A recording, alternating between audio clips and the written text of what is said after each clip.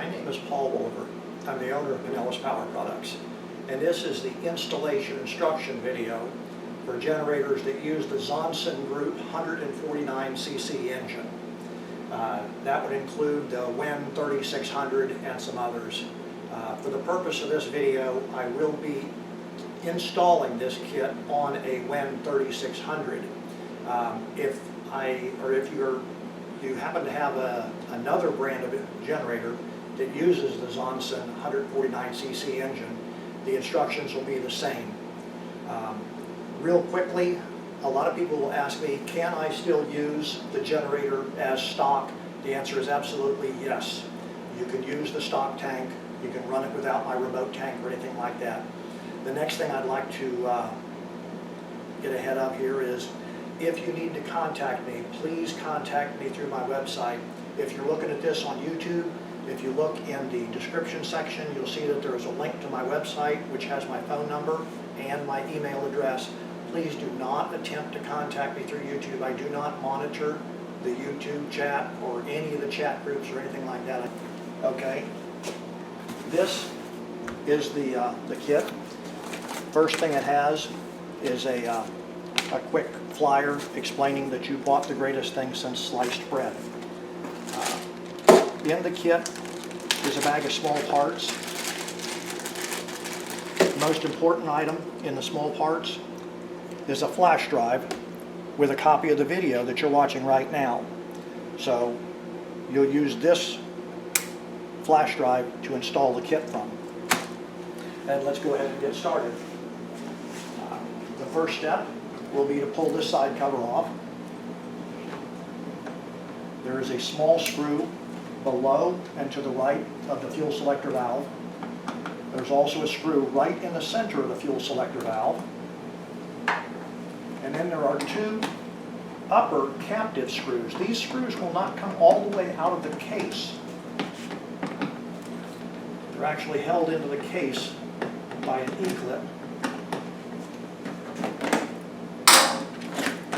What we'll do is we'll pull out on a recoil rope and leave just enough slack to leave this hanging, and that way it's out of the way. Then if you come around to the other side, there's a spark plug access door that you push in on with your thumb and pops right out. And then this side cover has two thumb screws that you turn and it comes right out.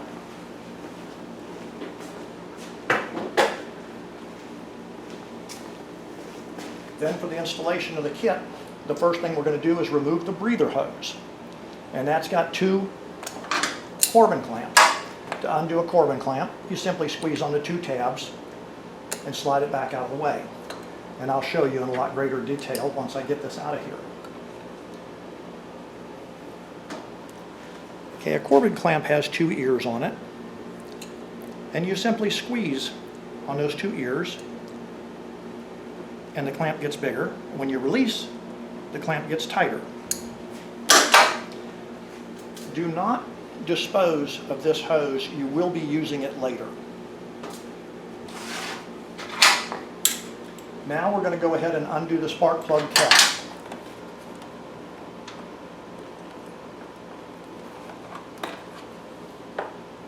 And put that out of the way. Then we're going to undo the plastic cover that goes over the valve cover. Do not forget to put this plastic cover back on. I have seen people install my kits and the explanation was, yes, but it's hard to put on, but it's also important because that's part of the air ducting that keeps the high pressure air around the cylinder fins to cool it. The plastic cover is held on by a single bolt.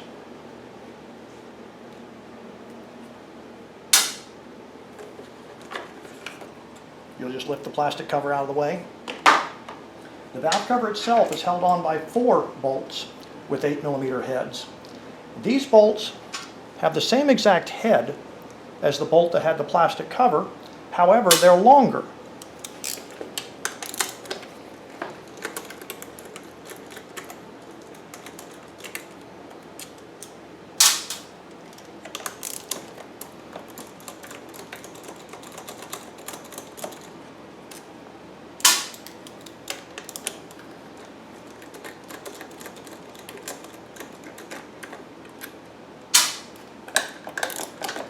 what we're going to do is we're going to disable the stock PCV valve so that you will have a pressure and vacuum going to the fuel pump. Let me get a magnet and recover that screw real quickly.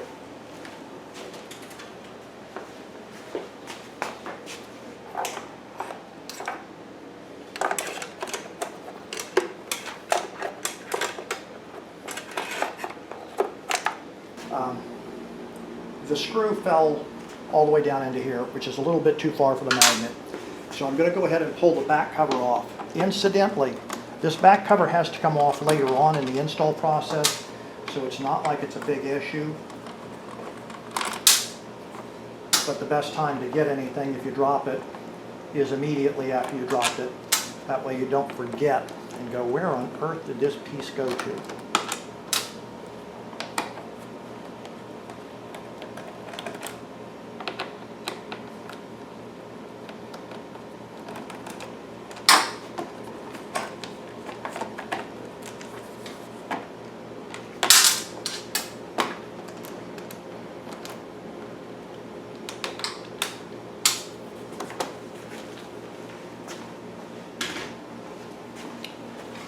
And there's our screw.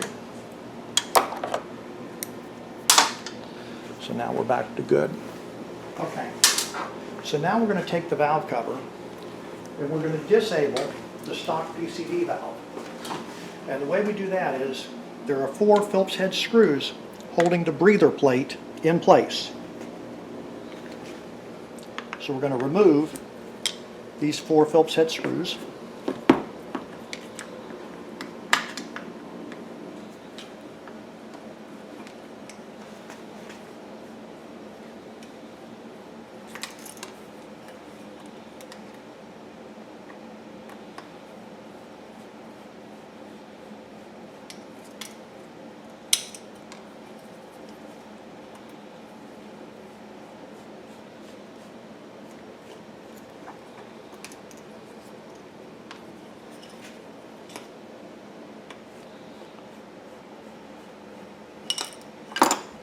Okay.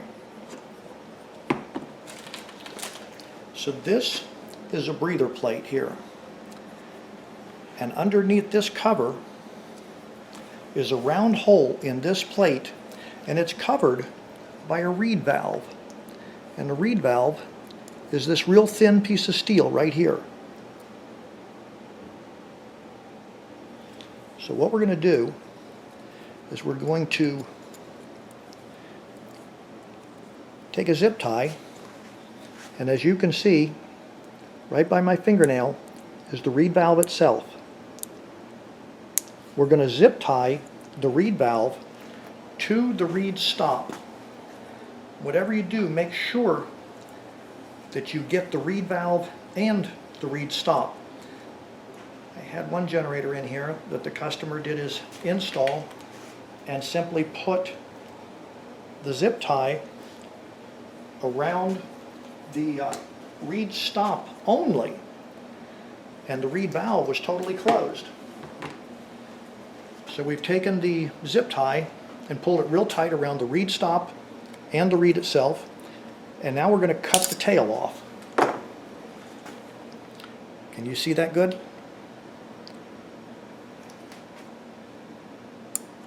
This little wafer,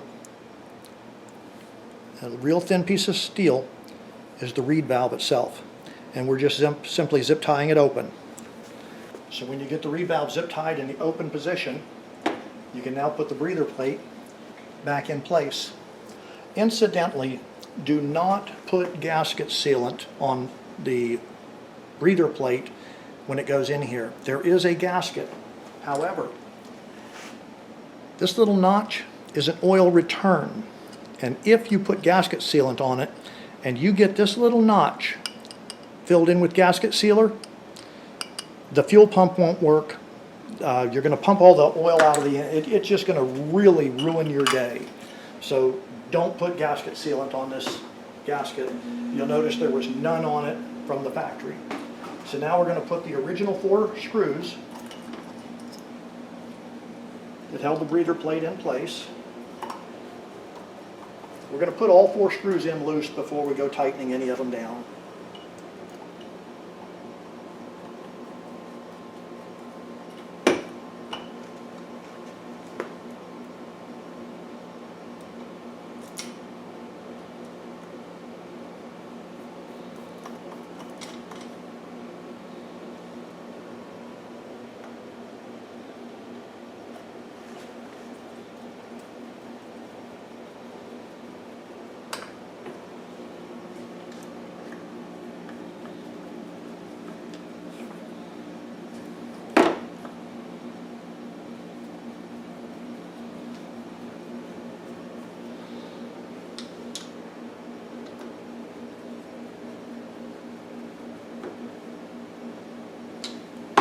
Now, this is a valve cover gasket.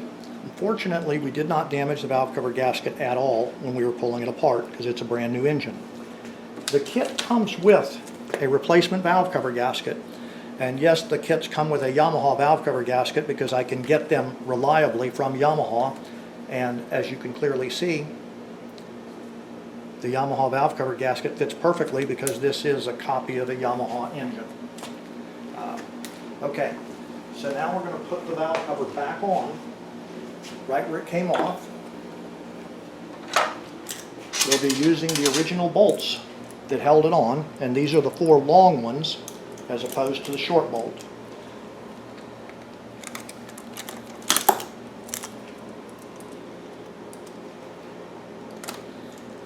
We're going to start all 4 of them first before we go tightening any of them down.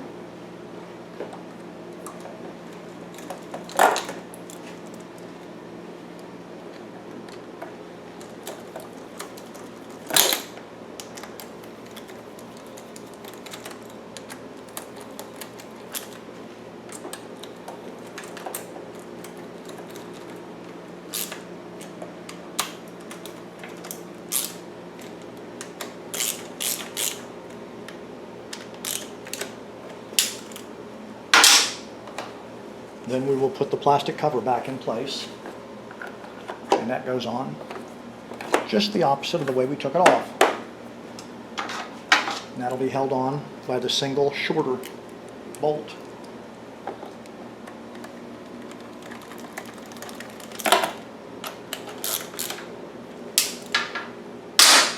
Okay. Now there's a little clip held on by a screw that holds the front ignition coil on.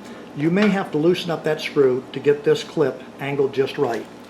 But what we're going to do is slide the float bowl vent tube off of that barb where it was in the carburetor so that we can run the spark plug wire right up through here like this. And you'll see why when we go to put the fuel pump on, that this creates just a little bit more room in an area that was pretty crowded before. And it's still crowded, but this just creates just a little bit more room. Okay, so now with the spark plug wire behind the float bowl vent tube, and now we can take this wire clip and just put it in place just a little bit here. We don't want it too tight. Okay. The next step is going to be to remove the fuel line from the carburetor. And this is a fuel line that goes from the fuel selector valve to the carburetor. If you come over to this side of the generator, you'll be able to see it a little better. This hose right here goes from the fuel selector valve across to the other side,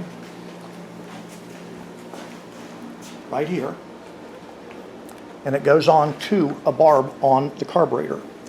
It passes through a groove right here.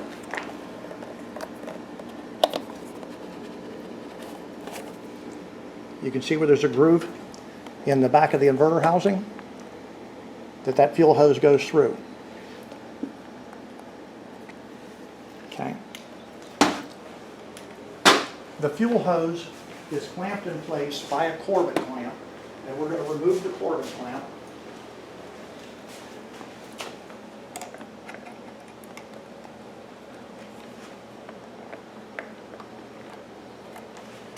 And then we're going to remove the hose.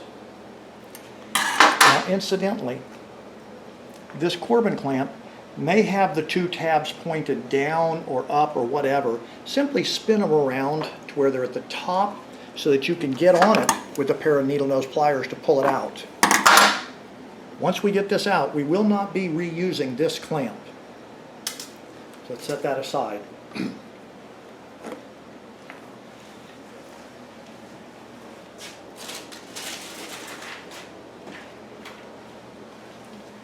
This is the replacement PCV valve, and it's included in the kit. The PCV valve is going to come fully assembled with the tie wraps on these connections here. You'll take the replacement PCV valve and slide it onto the port on the valve cover where this hose came off of.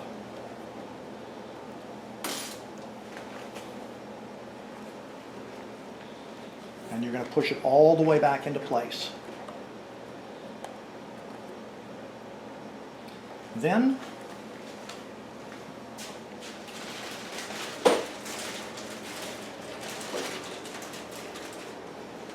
included in the kit there are two size hose clamps. There are two of the smaller hose clamps, and I'll point out where you use the smaller hose clamp. You only use it in one location, but I'm including two clamps in the kit just in case you lose one. There are several of the larger hose clamps included in the kit. You can either put a large hose clamp on here, which will be a fight to get it on. I don't recommend it. The reason why I have the hose clamps in here is because they're reusable. So if you were to squeeze down on the hose clamp and it would be engaged, if you wanted to undo it, you would twist sideways and it could be reused. You'll also get several zip ties included in the kit. The zip ties are a one-shot deal. So if you use them one time, that's it. You have to cut it to get it off and put a new zip tie on. However, because this area is so tight here, I recommend you use the zip tie. What you'll do is put the zip tie around the hose and slide it up against the valve cover as close as you can get it onto that barb.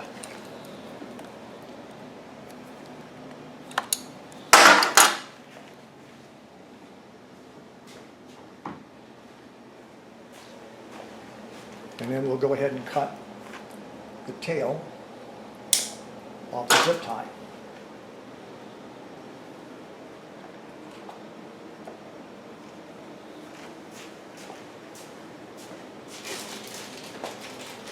Included in the kit is a fuel pump. Now the fuel pump is going to have 3 ports on it. The fuel ports, which will be this one, will have a plastic cover on it. That's fuel in. This one is fuel out, and it'll also have a plastic cover on it. You'll slide those off. If you leave the plastic covers on, the fuel pump won't work. This port here is a pulse port, and that hooks to the new breather hose that we just put in place. Right here. So you'll slide that onto this port of the fuel pump and just lay the fuel pump loosely in this area. Now, the kit comes with several feet of 1/4-inch fuel line. I have already cut the fuel line to the appropriate lengths. So in the bag of small parts is a 1/4-inch T-fitting. First thing you'll do is take a 3-inch section of the hose that you've cut off and put it onto one of the side ports of the T-fitting. A little bit of oil on the T-fitting makes it a lot easier. If you don't have a little cap full of oil, just take the dipstick out of the generator and just drop a little bit of oil onto the T-fitting. That'll make your life so much easier. Now, put the other end of the 3-inch hose onto the fuel inlet port of the fuel pump. So this was the pulse port. This will be the fuel inlet port. And that slides on like so. Then, this is the hose that we just removed from the carburetor. The one that had this Corbin clamp on it.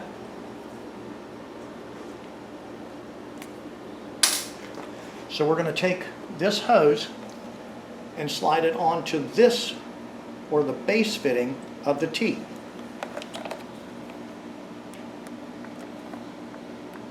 And here's where these small hose clamps come in.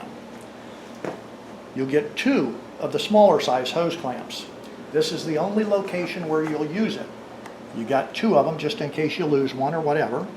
And that goes on this stock hose where it goes on the T-fitting.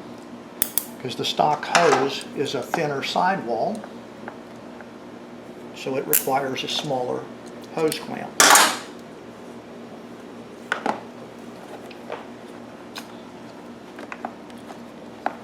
Now you'll notice that the hose is pointing up into the T-fitting here. Instead of the T-fitting pointing directly sideways, the T-fitting kind of points down at an angle. Now, take the original breather hose, and that's what used to go from the port on the valve cover to this little fitting on the intake manifold. You'll remove the 2 Corbin clamps from the hose, remove the protective sleeve from the hose, and put the short end of the hose right back onto the fitting on the intake manifold where it came off of. Then you'll mark where this hose needs to be cut. So you'll mark it with your thumbnail.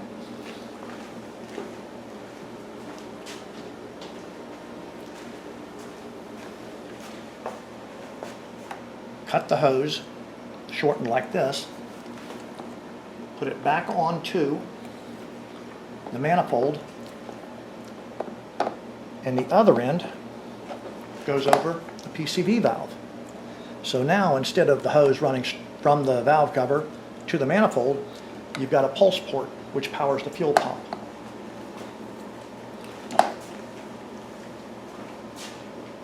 Now you take the section of hose that you cut to 28 inches earlier. Since you've already got this clamp loosened up and just loosely fitting in there, slide this hose right behind the float bowl vent hose, and then you can fold that clamp back down because it'll hold everything in place. This hose now goes on to the output port on the fuel pump.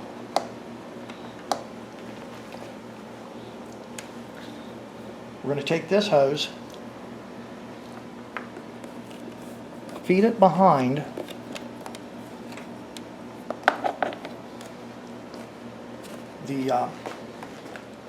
the float bowl vent, so it runs around in a nice smooth radius.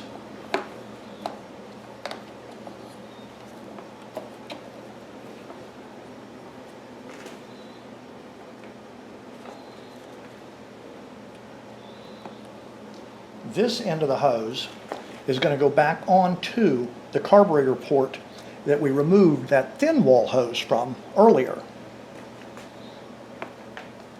So we'll take a pair of needle nose pliers, and I'm going to fold the fuel pump out of the way just a little bit so I can get a better position on this.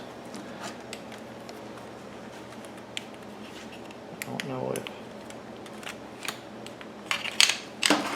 that helps or hurts. Okay, so I'm going to take this and I'm going to slide it onto the port on the back of the carburetor. I'm going to shove my fingers back in there so I can feel it going in place. And you want to make sure and push it all the way on to the barb, all the way to the casting, the same as you did with the valve cover. because that barb is only about 13 millimeters long. And once again, space is very limited. So you can either put a hose clamp, and there's enough included in the kit to do that, or because it is such a tight fit, again, I recommend using one of the zip ties that's included in the kit. And like I said before, you will have plenty of them. If you use a zip tie, enter it from this direction with the clasp here and come around, and you'll see why when you go to pull tension on it. But I'm going to pull it to about here so that now I have the tail that I can grab a hold of with a pair of pliers to put tension on it once I get it all the way in place.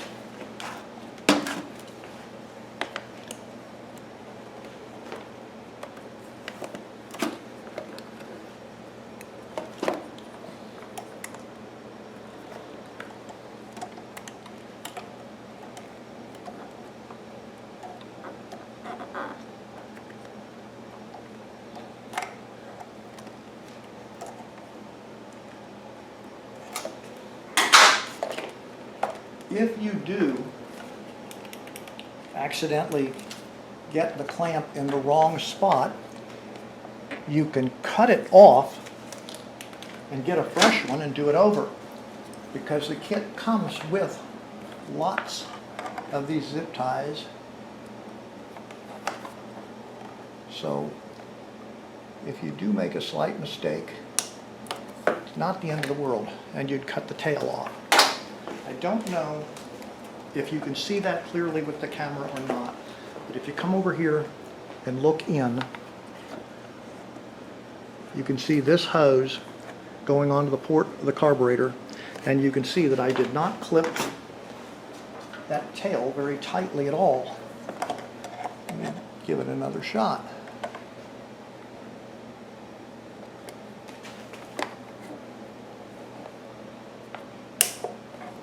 Now I did. Much better. So now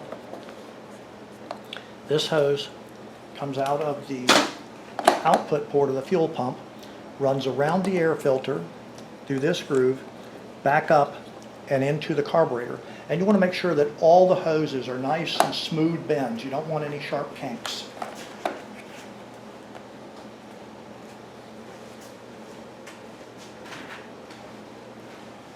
I'm going to use another zip tie just to zip tie this hose to this loop on the intake manifold. And this is not for anything critical. This just makes it easier to put the cover on with these hoses held reasonably in place.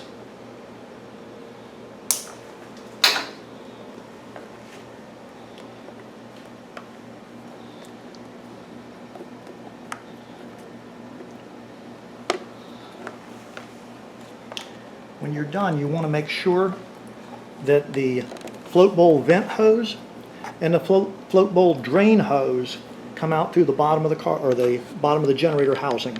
The larger one is the vent, the smaller one is the fuel drain. Okay. The fuel pump will tuck into this area right here. Do not run a screw into any of these holes. The fuel pump will be suspended by the fuel hoses. If you run a screw into it, you run a great likelihood of ruining the inverter module, which you'll see is directly behind this panel. If you go through this panel or drill a hole in it, you could easily ruin the inverter module, so I strongly don't recommend you doing that. The next item will be to take the remaining hose and just take the whole thing. You'll shorten it to length later. Feed it in through the spark plug access door in the top and onto the third and final port of the T-fitting right here.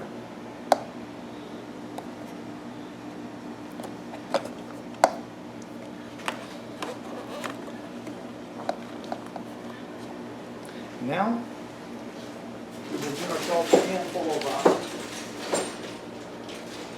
hose clamps.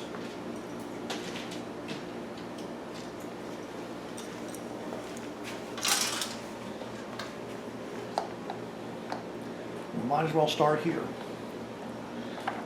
And these are all going to be the larger sized hose clamps, because these are all going on the thick-walled tubing that comes in my kit as opposed to the thin-wall stock hose. And everywhere there's a connection, put a hose clamp. Or should I say, there's everywhere that there's a connection that you have not already put a zip tie.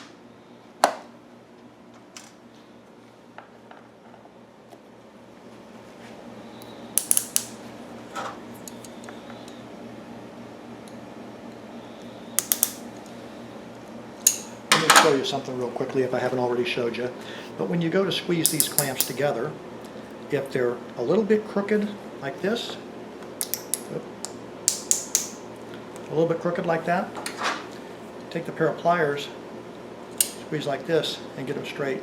Or if you need to undo one, simply twist sideways.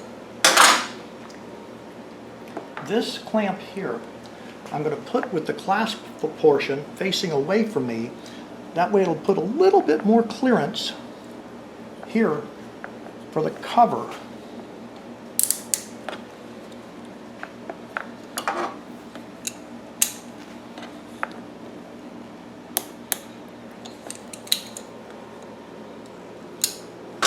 And keep in mind, this hose carries air, not gasoline.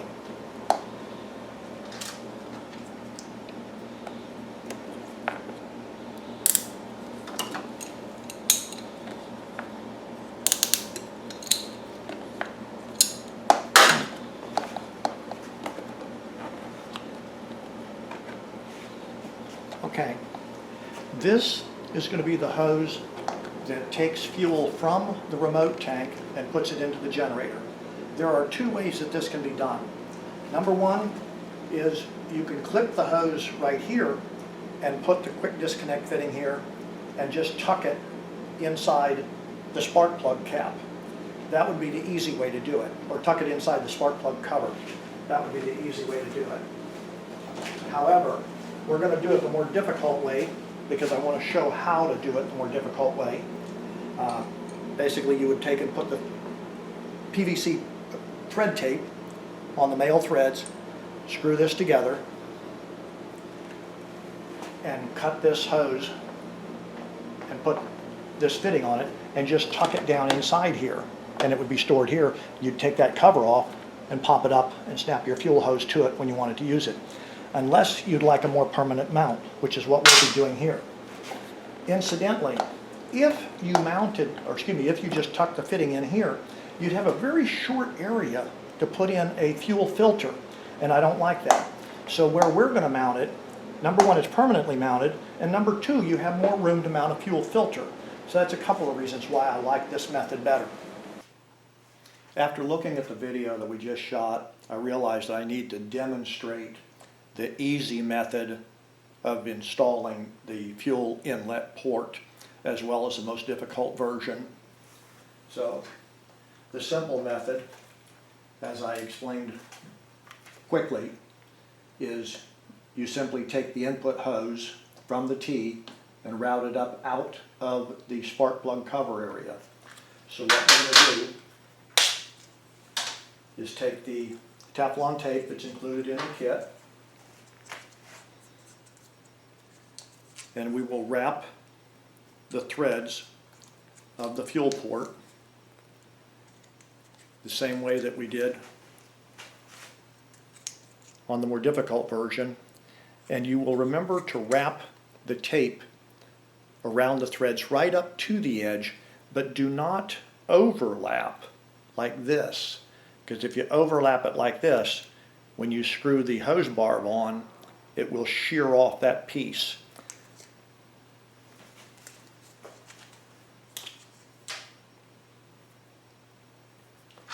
So now we will take the hose barb and screw it onto the fuel port.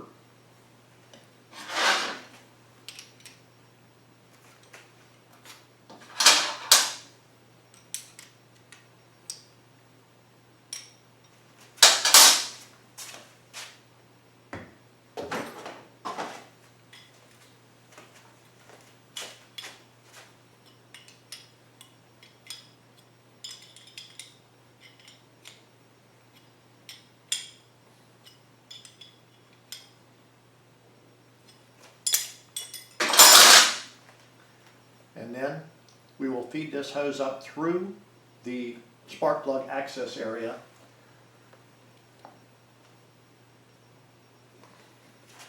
We'll slide the hose onto the hose barb, and then we'll put one of the clamps around it.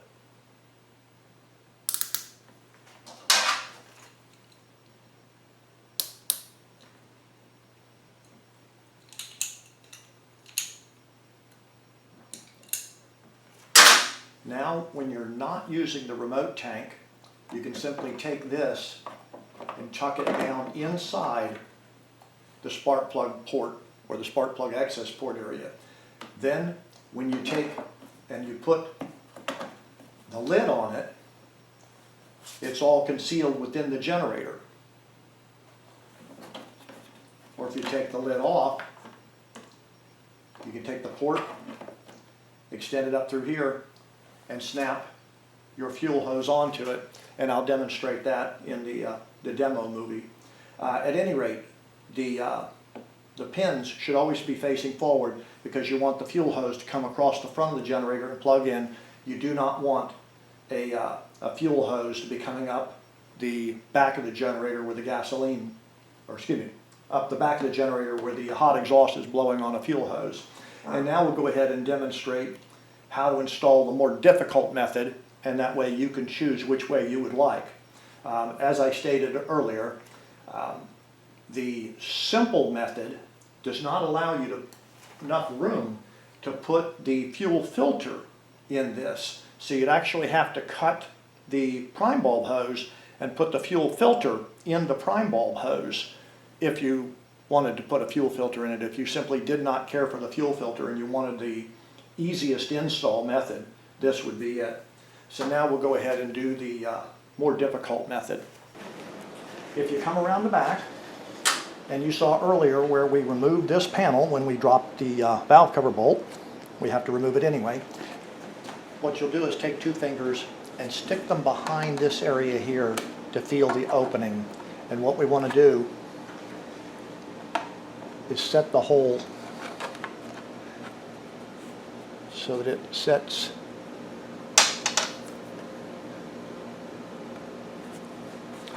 just far enough above this body line that, okay, so the bottom hole, the bottom dot will be it. Just far enough of this above this body line that we will be able to screw the fitting in from the top, but down far enough so that when you feel in here, there's a fuel tank just to the right, an evaporative emissions container forward, and the plastic shroud around the muffler is below it. So we're going to drill the hole right about here. And it's going to be just big enough for these threads to go into. I'm going to use a step drill. You can use either a regular drill bit or a step drill, whichever way you feel the most comfortable with.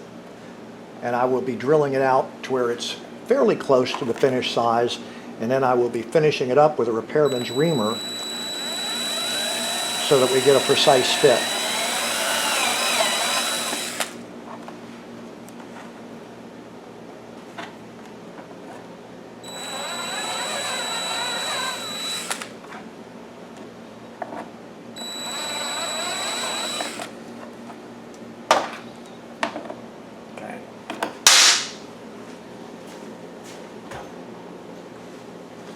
This is a repairman's reamer.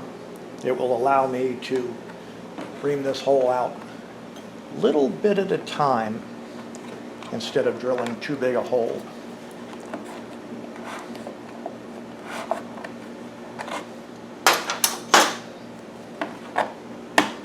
Okay.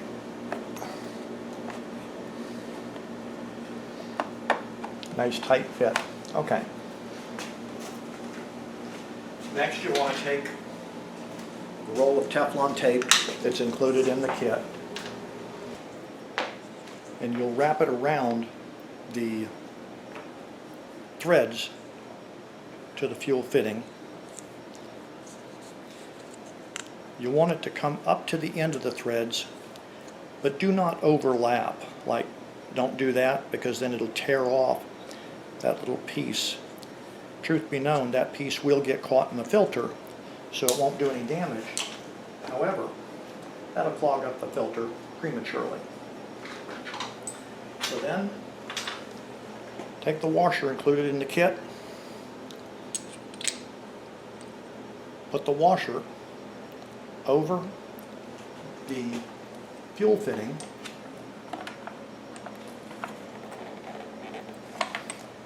with the radius or the bend of the washer matching up to the radius on the outside of the housing.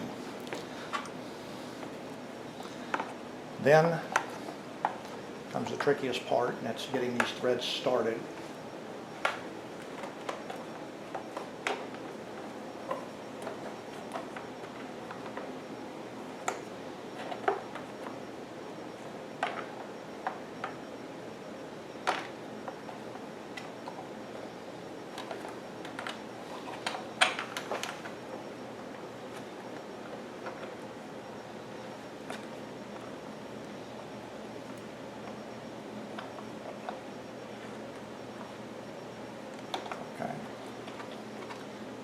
Be aware that when this is done, we want the pins facing forward, because we want the fuel hose to snap on from this direction, because we do not want the fuel hose to be coming up the back and get hot exhaust gases on that fuel line at all.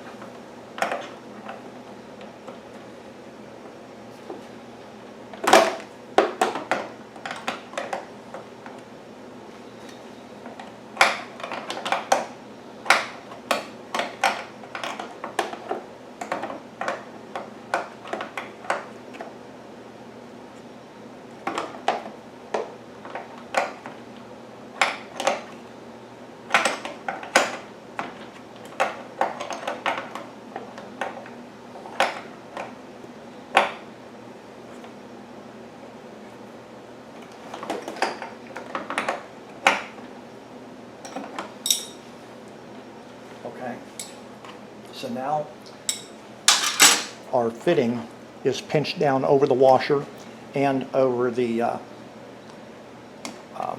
housing for the generator.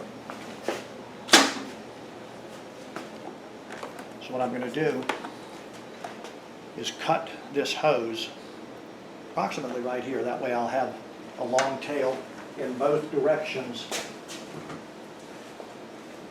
that I can make adjustments from. So what I'm going to do is I'm going to put this end onto the hose barb and sneak up in there and put a hose clamp on it.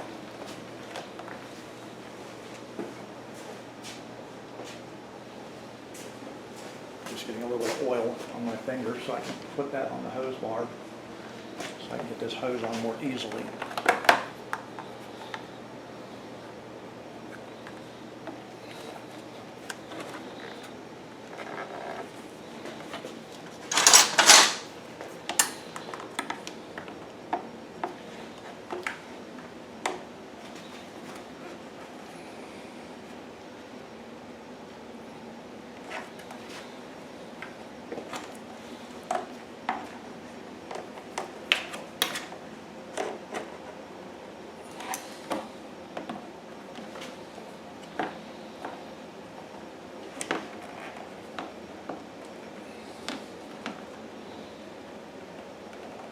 Okay, so now we've got the hose all the way up against the hose barb.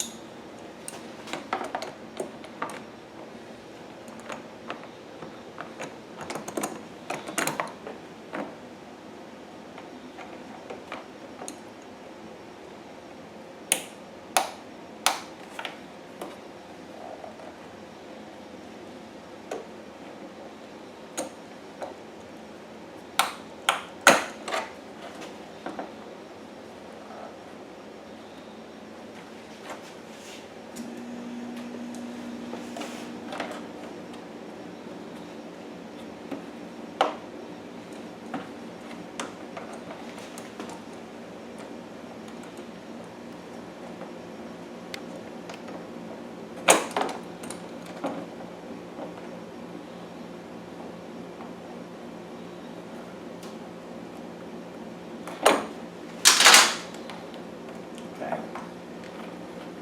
Now we have our hose clamp in place. So what we're going to do now is come over to this side. Now let's go ahead and put the fuel filter in. You'll notice that the fuel filter has arrows, and they indicate the direction of fuel flow, which will be from the fuel inlet port that's connected to the remote tank into the fuel pump.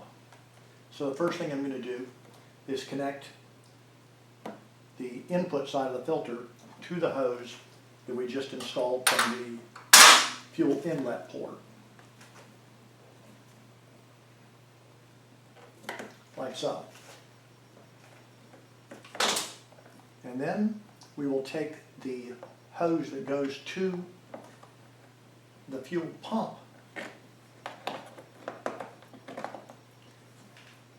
route it where it needs to go, and trim it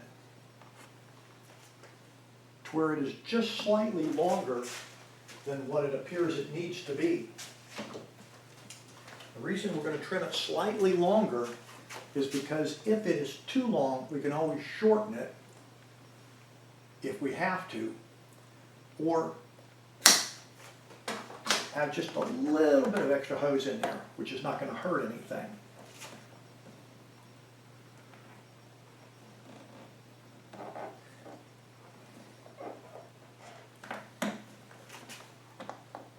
So now the fuel filter will sit up here. We'll go ahead and put our hose clamps on it.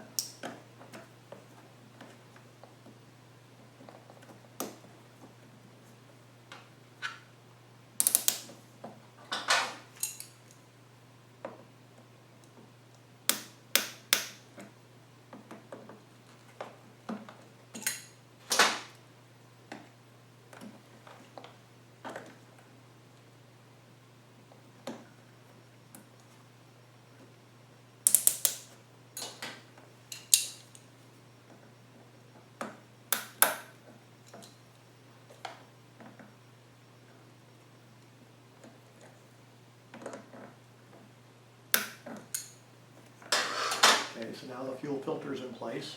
And now it's time to just do some tidying up.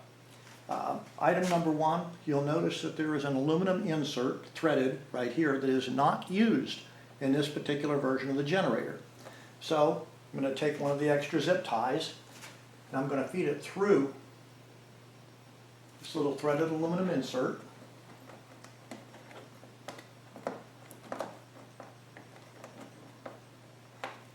And wrap it around and zip tie the fuel inlet hose to the housing. And this is not a critical step. It's just going to make the cover a little easier to put on and off when you go to open it up, check the air filter, check the oil level, check the fuel filter and things like that. It's nice that the fuel pump will not be popping out of place. And then just look over it and make sure that all the hoses are in smooth radiused bends. It's like this hose here, instead of running it straight from the output of the pump directly into the carburetor, that would have required a fairly sharp bend here. So that's the only reason why it loops all the way around the air filter and back up, so that they're nice smooth bends. Next thing you'll notice is that this hose that goes from the inlet of the carburetor to the PCV valve, we have not put the hose clamps back on it. So let's do that right now. And that's the one that used the somewhat mediocre quality OEM wire hose clamps. They're not real good, but they're hose clamps. And the manufacturer felt that they were necessary, so let's go ahead and put those back on. If you prefer to use zip ties, then by all means use it. Or if you prefer to use the clamps that are included in my kit, go ahead and do that. I'm going to go ahead and put the wire clamps that the manufacturer had on there. They're not that good. However, keep in mind that they go between the PCV valve and the carburetor inlet, which is not a pressurized area, and because the PCV valve stops any air flowing in this direction, the vacuum that's drawn from the crankcases will not draw air through here. So it's not a critical area, but we'll just go ahead and tidy that up. And if you see anything else that needs to be tidied up, then you go ahead and do that at this time. This hose that runs from the fuel selector valve to this T-fitting is in the original factory groove. The float bowl vent tube and the float bowl drain tube are coming through the appropriate holes in the bottom of the generator, so they're in the right spot. So now we can go ahead and start putting our covers back on.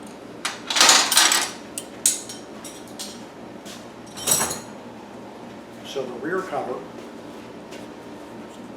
these two little tabs slide up, and then you put the 6 screws in.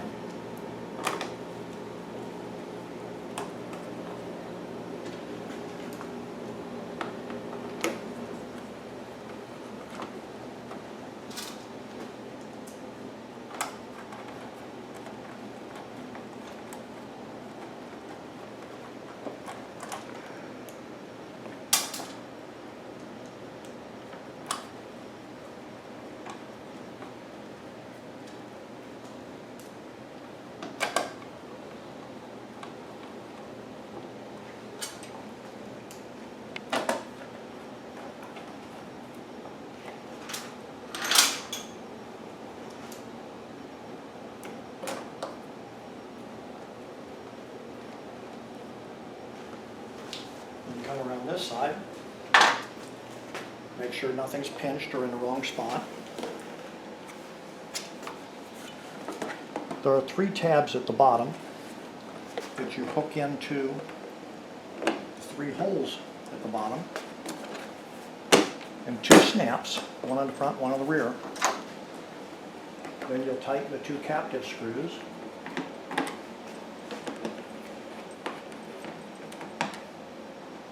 Then put the fuel selector valve knob in place.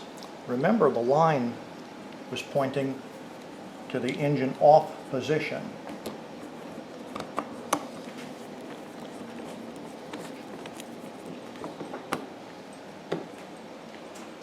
Then we have the remaining screw, which goes just below and to the right of the fuel selector knob.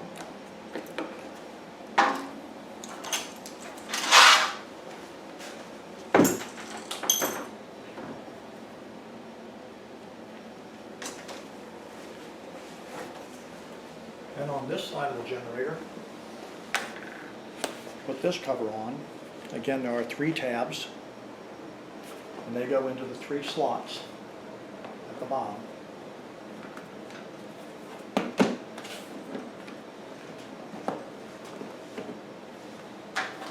The spark plug cover.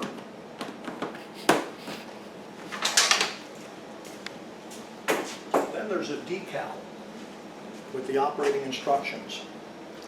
Put the decal on the side of the generator wherever you want. I'm going to put it right here next to the fuel selector valve because that's the most important point. And I will mention that step 7 is not a misprint. The most common question I get with these is usually answered by, do you have the fuel selector valve in the off position? And they go, no, I thought that was a misprint. Nope, not a misprint.